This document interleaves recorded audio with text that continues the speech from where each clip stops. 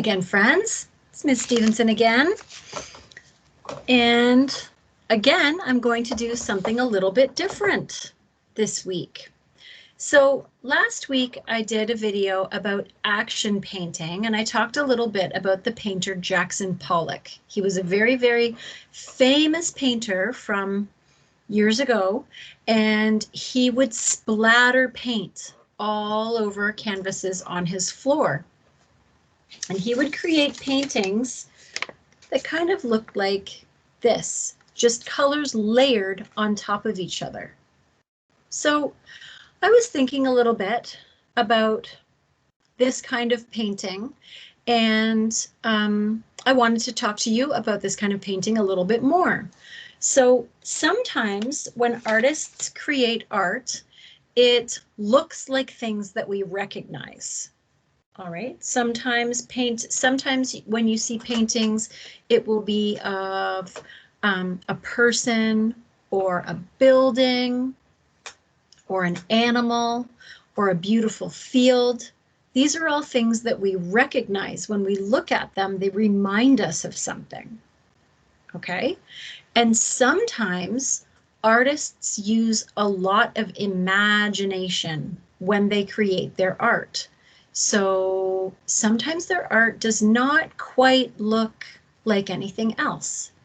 And when art does not really look like anything, like this, it's not really a picture of anything, but it's still art, right? Someone still created it, and the colors look beautiful together. So art doesn't always have to look like a real thing, okay? And this kind of art is called abstract art. It's a different word, abstract art.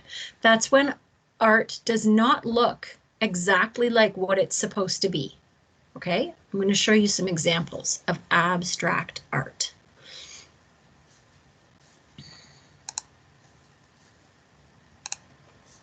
Okay, so this is a picture of a violin. A violin is a musical instrument that musicians play. Okay, this is what a violin looks like in real life. This is a very famous painting by someone named Picasso, and it's called Violin and Grapes. This does not look exactly like a violin, but this is what the artist's imagination told him a violin looks like. So you can still sort of see the shape of the violin around the edges, but it does not look exactly like a violin.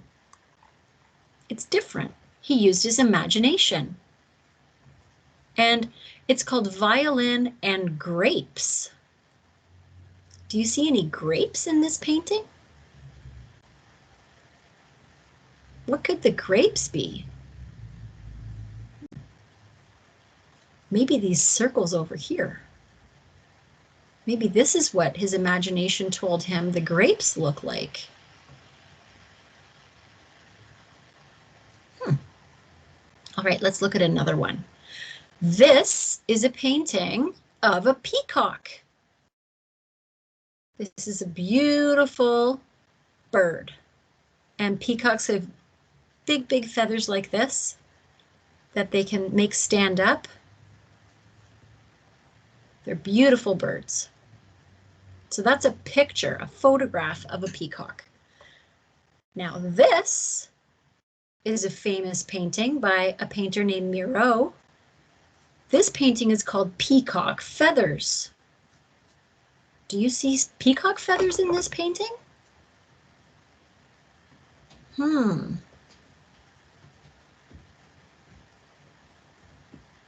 don't know. I don't really see peacock feathers. This is what a peacock really looks like. And this is how the painter decided to paint a peacock. That's interesting, isn't it? He used his imagination as well. Okay. horse.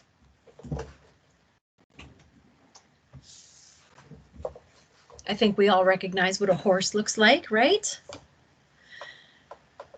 Yeah. Okay. Let's see what the next artist decided to make his horse like. This is a sculpture. This is not a painting, it's a sculpture. And this is by a famous artist named Giacometti. Now, this does look like a horse to me, but it's not exactly like a horse. It doesn't look perfect. It doesn't look super real. Like horses' tummies are not this tiny. They're not this thin. So he did some pretending as well when he created this horse. All right. This is a photo of water lilies. Water lilies are beautiful flowers that sometimes grow on the water in a pond. And we see lily pads there, right? So this is what water lilies really look like. The next picture is a painting of water lilies by a famous painter named Monet.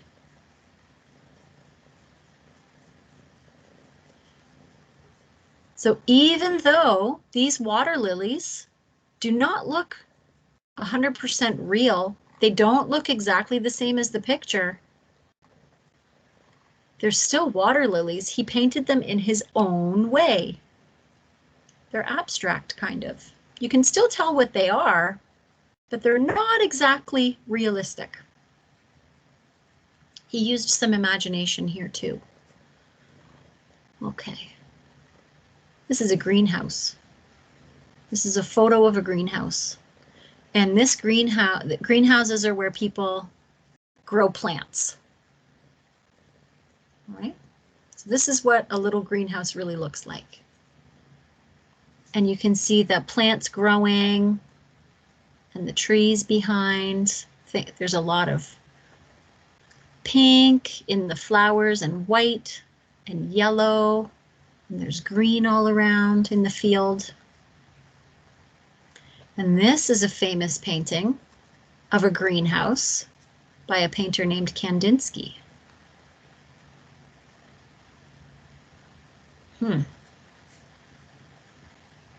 This does not look realistic to me either. It's not 100% real. Buildings are not normally these colors. The sky is not normally these colors. So the artist used a lot of imagination when he painted this. He did it in his own way.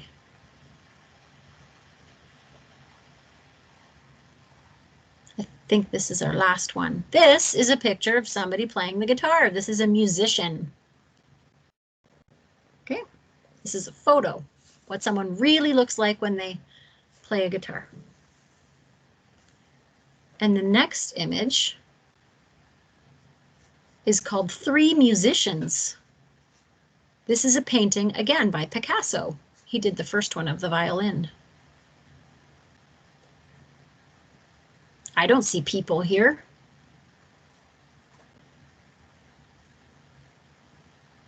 They don't look real at all. I can see eyes and a nose and a mouth. Eyes and a nose. Maybe that's a mouth. Maybe that's a beard. I see something that looks like a guitar here. Oh, there's a little hand. This looks like another type of musical instrument. But this does not look real. People don't really look like this. But this is how the artist wanted to make musicians look. It's abstract.